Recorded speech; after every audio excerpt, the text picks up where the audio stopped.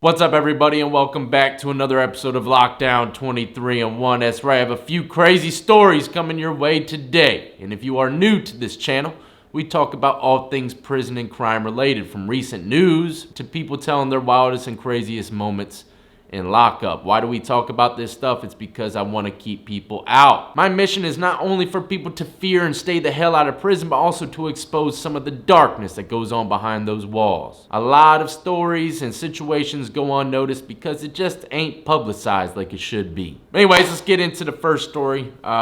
This coming from California Department of Corrections. Mr. Barella, 49, entered North Kern State Prison in late October to serve a sentence of 2 years and 8 months for evading police while driving recklessly. He was found unconscious and with injuries to his face in the day room of his housing unit. He died Thursday at an area hospital, and investigators are treating his death as a possible homicide, ladies and gentlemen. The Bakersfield area prison houses more than 4,100 minimum and medium security inmates, as well as newly arriving inmates for processing before they are sent to other prisons. All right. Look, I've heard a lot coming from Kern State Prison, but can you imagine that, man? This guy just walked in a couple weeks into his sentence of a measly, 2 years, 8 months for some petty-ass driving charge, and he ends up dying. I don't know anything about that. They don't show no pictures of him. They ain't saying nothing else about this situation, but less than 3 years this man had, and he ended up dying in prison. Look, California, man, is a different beast. It just goes to show you that it doesn't matter how much time you have. If someone wants to get you, they'll get you, man. That's all there is to it, man. I don't know what he did, whatever the case is, but they left him as an example. He was left unconscious, beat up in the day room. Woman sentenced to 4 years in prison. 4 funky ass years in prison. This woman right here is responsible for a 2018 crash that killed 3 siblings, meaning brothers and sisters. Okay, 3 of them, while they were getting into their school bus. And she gets 4 years. We got people going to prison for 3-4 years for a dirty urine, a marijuana. And she takes 3 children's lives and only gets 4 years? What the hell's going on here? Alyssa Shepard received a sentence of 4 years in the Department of Corrections, 3 years of home monitoring, 3 years probation, and 10-year license suspension. Who gives a shit about 10 years license suspension? Brittany Engel, the mother of the 3 children, lunged at Shepard in the courtroom and was charged with a misdemeanor battery. The mother that just had her 3 kids killed, snatched from her by a dumbass, careless driver, gets mad and wants to rush the chick. Okay, we understand the emotions she's going through, and we understand the justice system. But hey, who in their freaking right mind is actually going to charge her for rushing the chick? Even if she did lay a hand on her, she probably wasn't injured in no way, shape, or form. Why would you put charges on them? I've seen many situations where fathers lost their kids and they rushed the murderer, and the judge lets them off scotch-free. Like, just chill out, man. We understand what you're going through.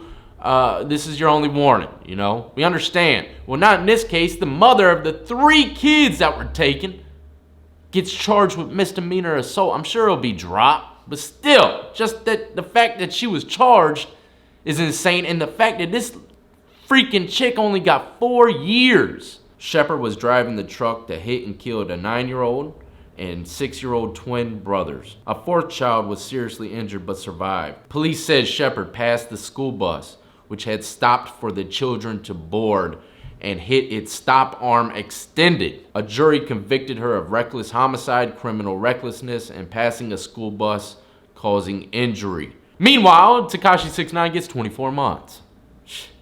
Jesus. Now, ladies and gentlemen, this is crazy, and there's really not too much information to tell you. It's just something that I need to bring to y'all's attention, all right? This is unbelievable. Ohio's juvenile prison system has nation's highest rate of sexual victimization, survey finds. Juveniles have the nation's highest sexual victimization rate. Columbus, Ohio, more than 15% of juveniles behind bars in Ohio reported being forced or coerced into sexual activity with another youth or staff member in the previous year, according to a newly released U.S. Department of Justice survey. That's the worst rate in the nation and is more than twice the national average, according to the study which was conducted in 2018. What the hell is going on in the juvies out there in Ohio, man?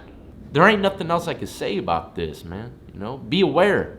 Be aware. If you have children that might be going through some juvie shit in Ohio, you better be aware, okay? If you're looking to make a change in Ohio, you live out there, want to help your community, well, how about you start in Ohio's juvenile judicial system?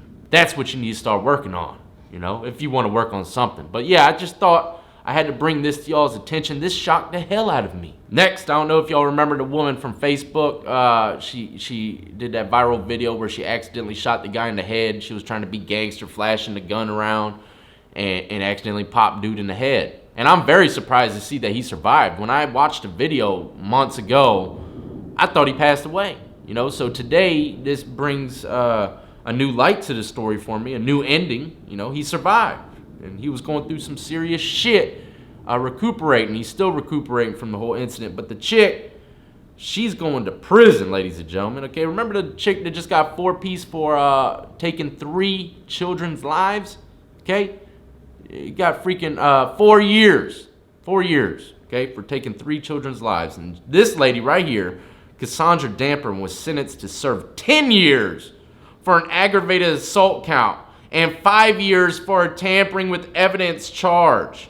I mean, it's just crazy to me, man. Both of them were freaking accidents, but the girl that where the guy didn't die is doing quadruple the amount of time as the woman that took 3 children's lives. I mean, just really let that sit in there for you, you know? Really think about that. Now, this one's unbelievable as well. Coming from Chicago, ladies and gentlemen. Judge gives 2 gang members lengthy prison term for 9-year-old slaying. Mr. Doty, 26, the convicted gunman, was sentenced to 90 years in prison, while Morgan, 31, whose desire for revenge allegedly provided the motive for the slaying, was given a 65-year prison term. Why did these guys do this to this 9-year-old? Check it out. This is a letter from the family. You preyed on Tyshawn. You lied to Tyshawn. You lured Tyshawn, and then you murdered Tyshawn. Hopefully I pronounced that kid's name, but yeah, they did all this. Why did they lie to him? Why did they trick him? Why did they lure him into an alley? Prosecutors said Tyshawn, the 9-year-old, was targeted in November because his father, a high-ranking member of a rival gang, was suspected in the fatal shooting of Morgan's brother and wounding his mother just a few weeks earlier. Okay, so they retaliated. Okay, Morgan, his mother and his brother was killed, but his mother was shot and she survived, and he wanted vengeance. So he hunted down that rival gang member's son and retaliated by taking his life. That shit is crazy. Todd Pugh, one of Morgan's attorneys, warned the judge not to punish Morgan for the entire sordid history between the rival factions of the Black P-Stones and the Gangster Disciples. Gang life was more or less foisted at a young age on Morgan, who was raised by a drug-addicted father and a hard-working mother who did all she could to keep him on the right path. Someone testified in the courtroom saying that Morgan vowed revenge on grandmamas, mamas, kids, and all after his mother and brother were shot. You think just because they took one of your family members' lives that you can take the law into your hands and go take someone else's? An eye for an eye, right? That shit don't work in the United States. You will go to the penitentiary. Not only did you just lose a family member's life, but your life just got taken. It is what it is. The gang life in Chicago, as you can see, to some individuals, family doesn't matter. They'll get at them too. Always remember that, ladies and gentlemen. If you are a part of some kind of organization or you're doing some kind of movement, think about your loved ones, because for real, they can pay the price for the shit that you did. But anyways, ladies and gentlemen, that's some recent news coming your way. I hope you enjoyed this episode. Please do not forget to hit the like and subscribe notification bell if you haven't done it already. Go check out all the links in the description of the video. Add me up on Twitch, Twitter, Instagram. Go buy yourself some Lockdown 23-in-1 merchandise. Support the channel that drops you entertaining content every single day. And as always, I salute to every last one of you who've been supporting me since the beginning, and everyone who's just now joining the Lockdown compound. Y'all be easy, be safe, and stay free, ladies and gentlemen. Most importantly, stay free. It's the holidays. Let's enjoy it out here in the free world.